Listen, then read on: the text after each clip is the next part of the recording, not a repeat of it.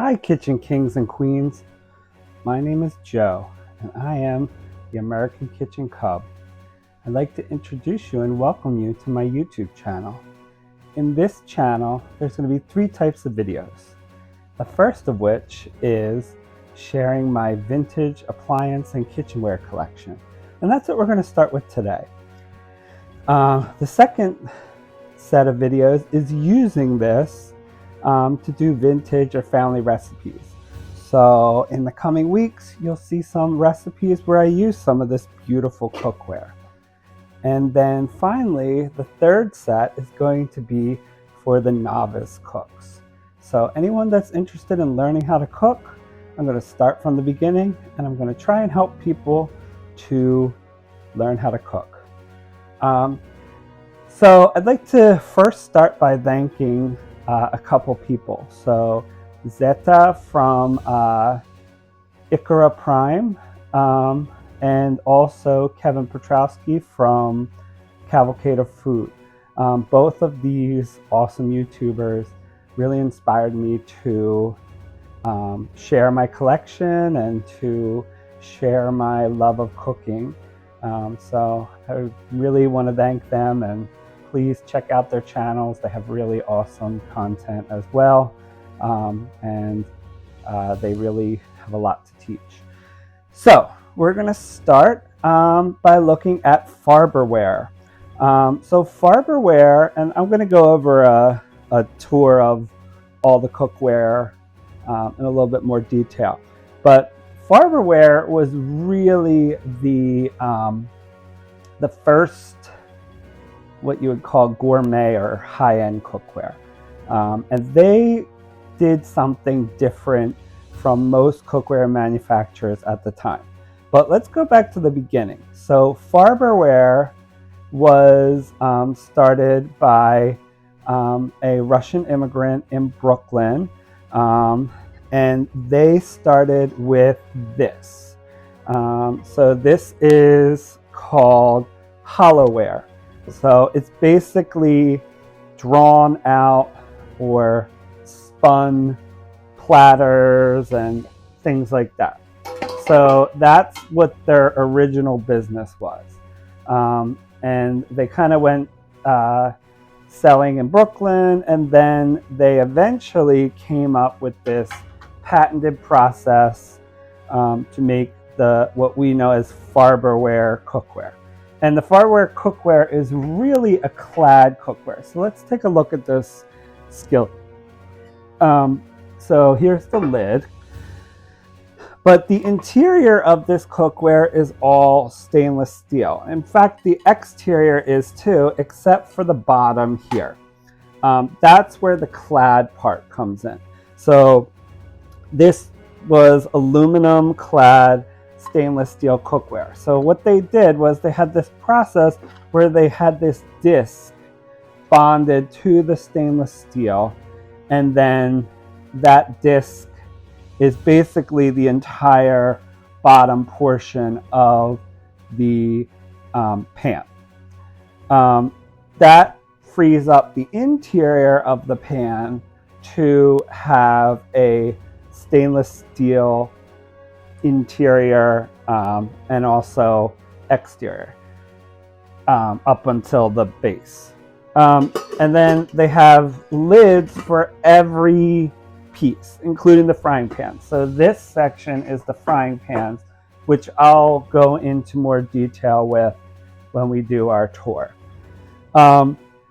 So something interesting about them too is they also had half sizes. So in their stock pots, there was like a 1.5 quart, there was a 2.5 quart, and I think that's where they stopped with the half. So there wasn't a 3.5 or a 4.5. And then there was very large pans. So we have this 12-inch frying pan. And again, all of these have lids. And the great thing about their lids as well is that they're very interchangeable. So one lid may fit across multiple pans. So they also had very large stock pots. This is the 10 quart here. Again, we'll go over it through the tour, but they really had a huge range of products. And I should go back to the history a little bit. They didn't stay in Brooklyn. They moved to the Bronx, and they were there for a very long time, well into the 80s and I believe into the 90s. And then they were purchased by a large cooking group called Meyer, and then Meyer made them more into the imported products and got rid of the US manufacturing. Some other interesting components. So this pan here, this is an omelet pan. So this would probably come about in the 60s and the 70s when the French cooking craze really started to take off. Notice the handle is different. The Farberware have this really whimsical handle. It's like, it seems almost like Middle Eastern, and the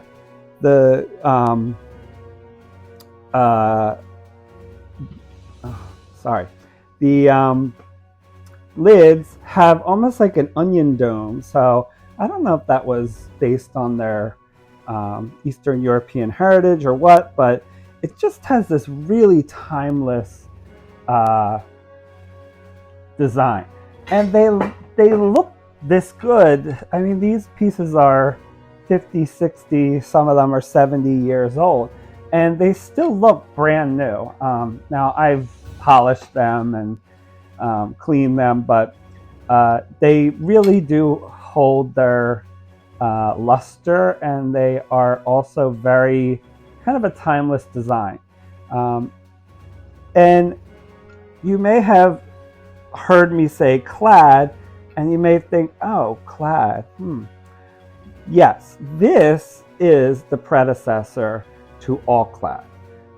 In fact, even more so, this is the predecessor to a cookware style that is really kind of more popular in Europe than it is here, and that is with the aluminum disc bottom. So a lot of European cookware manufacturers, they have a stainless steel pot, and then at the bottom is this thick aluminum disc. It's very similar to this, but this one, the aluminum is bonded to the metal here, okay? So it's not necessarily a disc. And the nice thing about this is it kind of runs up the sides too. The European aluminum disc, if you use too high of a heat, it will start to burn around the edges because you have that nice diffusing plate on the bottom, but up the sides, where the heat source may still be in contact or certainly is running up, you don't get that. You get like burning around the edges. You don't get that with Farberware. That's why it was just such a iconic and very valued cookware. We will do another video on a different type of cookware called Farberware, which is a similar idea, but instead of using aluminum on the bottom, they use copper. And we'll talk about that when we get to that series, but why aluminum and why stainless steel on the interior? Well, the reason why is because aluminum is an exceptionally good conductor of heat. It is, however, if you leave acidic foods in it for too long, it can be reactionary to that. Not if you're cooking, using it as a cooking device, but if you leave it to sit in there, it will get kind of reactive to the acidic food. So if you make tomato sauce or things like that, which is one of the things that we did do in our Farberware, it could get reacted and put off the taste of the tomato. So this is actually the omelet pan, and this is later. And this one is more like your all-clad cookware. The interior of this whole thing is stainless steel, and the exterior is all aluminum. So it's really bonded the way all-clad is. And that's kind of what I like about this cookware, because all-clad is my personal favorite. It was the predecessor to all-clad. It led the way for all-clad, and it functions a lot like all-clad.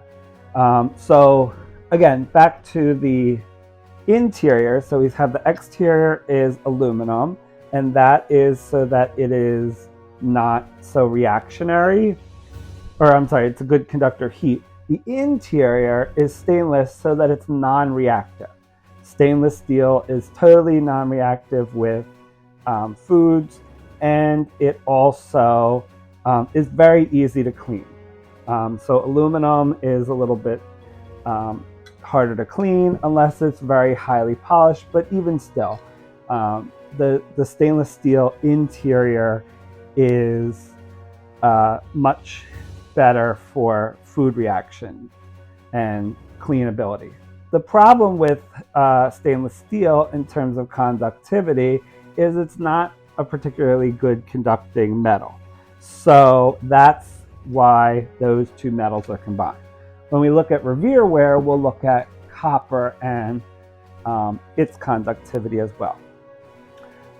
So there were some other pieces during the production runs of Farberware. There was a wok that was made. I don't have the stovetop wok, but I do have the electric wok. So the next collection video is going to look at the Farberware electrics, and I'm going to look at two categories of them: the cookware and the coffee service. So those were their two big lines, and we'll talk about that later. Just so, as later on in the production. So this lid has this little cutout here. So in the last years of Farberware's production in the US, they started making some newer pieces. So this was to go on a 4-quart saucepan, and that was so that there was a basket that you can use to do frying. So it was a cutout for the handle of the fry basket in there. They also had some double boilers. Okay, so this insert would go in the, I believe, 3-quart, and then it would act as a double boiler. Then we had the steamer one. So they made a steamer one like that, and they also made this steamer one. So this is for the 2-quart, and this would be the steamer insert for that. They had colanders, there were bowls. When we do the tour, I'm going to show you a brochure that I have for the entire collection. I have most of it. I'm missing some of the bigger stock pots. So the largest I have is a 10. I have a 12-quart that is actually on its way. Maybe I'll show you that when we get it, and we'll do a video just for that one. And then there's a 16-quart.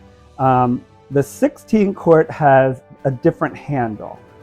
It has kind of like a metal loop handle, and that's because it just needed a little bit more durable of a handle for the amount of food that would be in the stock pot. Even the 12-quart, which is coming, has a different handle. If you look here at the 12-quart saute pan, the handle, the helper handle here is flat. That's the handle that the 12-quart has. Most of them have this, again, a very curved, kind of whimsical handle here. That was the traditional handle for the stock pots. So they all have that curved handle, except for the 12-quart. It needed this more durable, longer, flat helper handle. So that is the introduction. So now we're going to do a little tour and look at a little bit of, okay, we're going to start here with the brochure. So this is the original brochure for the Farberware collection. It tells you a little bit about the clad bottom and the likes. So I think this is a good place to start. You can also see the collection, and there's also, you might be able to see that there's two different types of lids.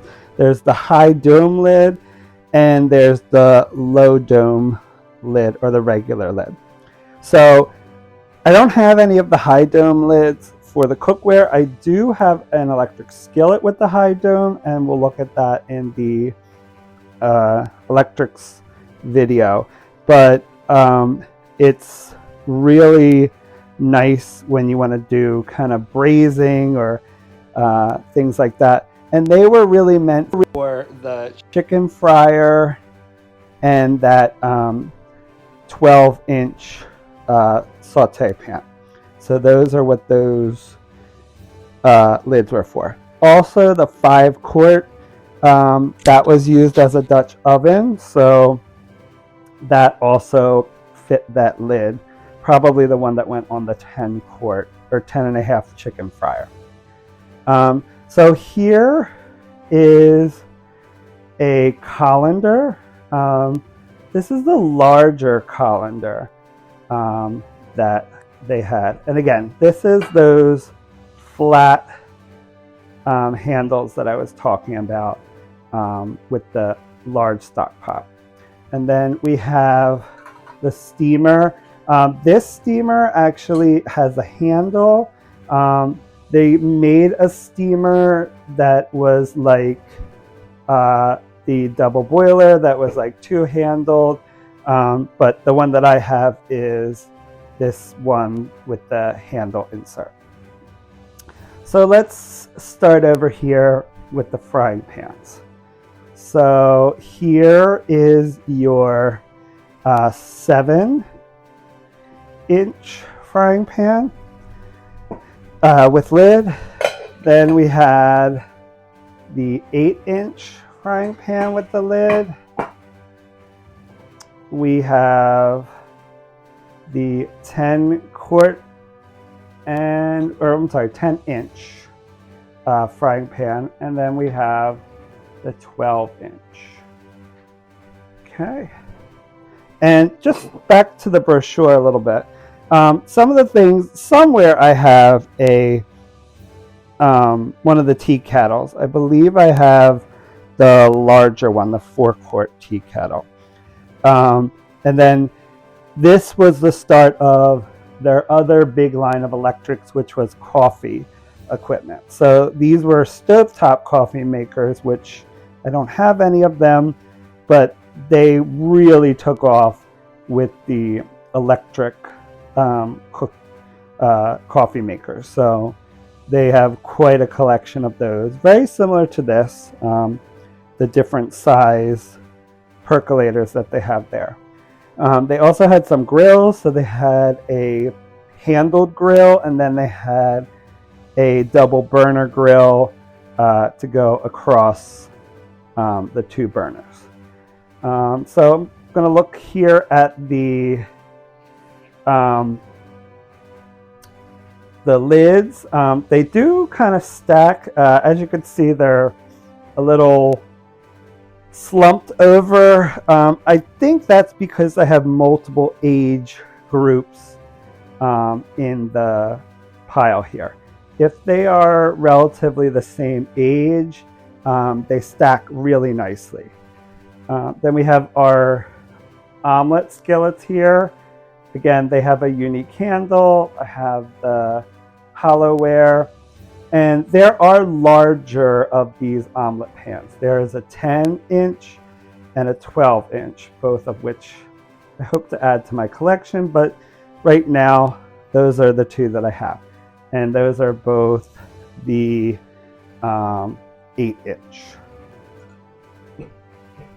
Okay, on to the sauce and stock pots. So these sauce pots, this is the 1 quart. Then we have the 1.5 quart here. We have the 2 quart here. We have the 2.5 quart here. We have the 3 quart. We have the 4 quart, and this 4 quart, this is a very unique 4 quart. I don't have the regular 4 quart.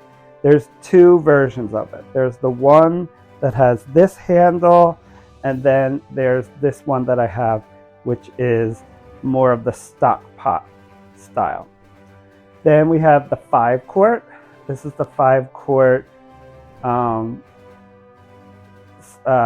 sauce pot or stock pot, but this one is the one that also could have a large domed lid. So that's the one that's also marketed as a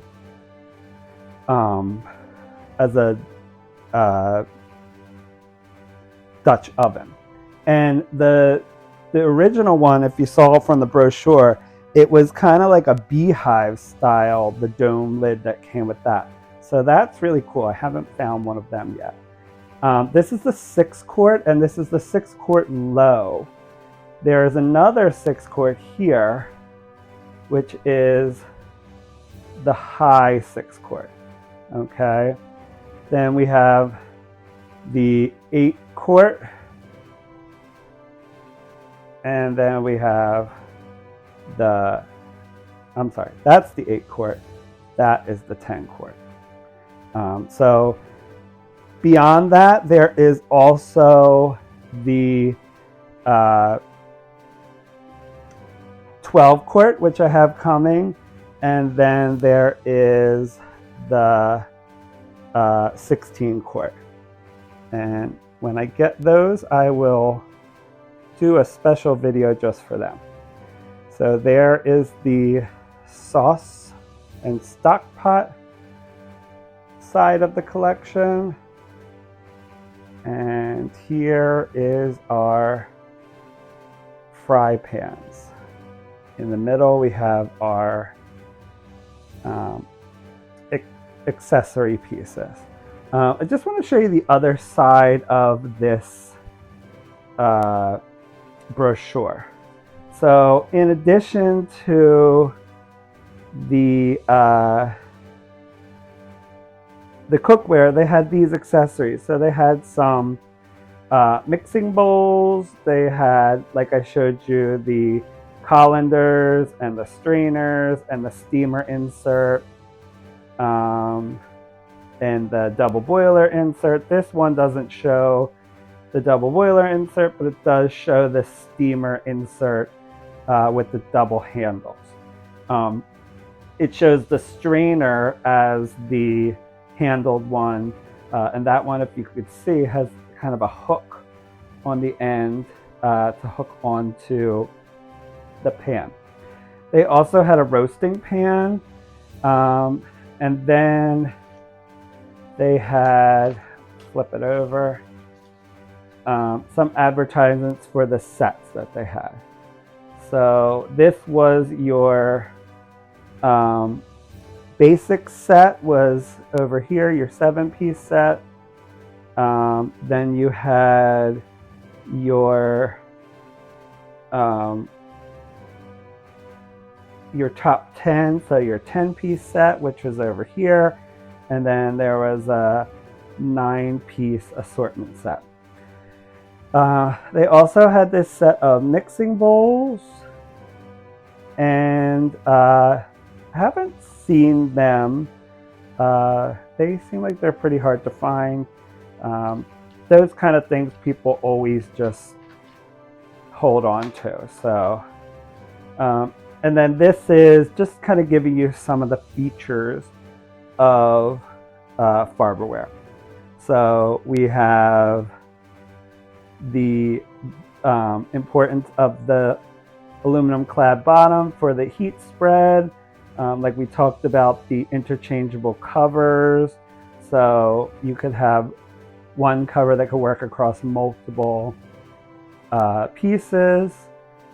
You have the heat spread because of the aluminum clad on the bottom. The no tarnish cookware, and even the handles are heat resistant. So they're a heat resistant plastic that allowed this cookware to go into the oven as well. So this was pretty revolutionary cookware at the time, because most people at the time were using aluminum cookware. That was the primary cookware material, or they were using just stainless. But this combined the two of them. So this was some really, really interesting and very extravagant cookware. And I hope you enjoyed my tour of the cookware. I hope you come and like and subscribe and check out my other videos as they come up. I can't wait to grow with you and show you all of my exciting virtual kitchenware museum. All right, bye for now. Have a good one.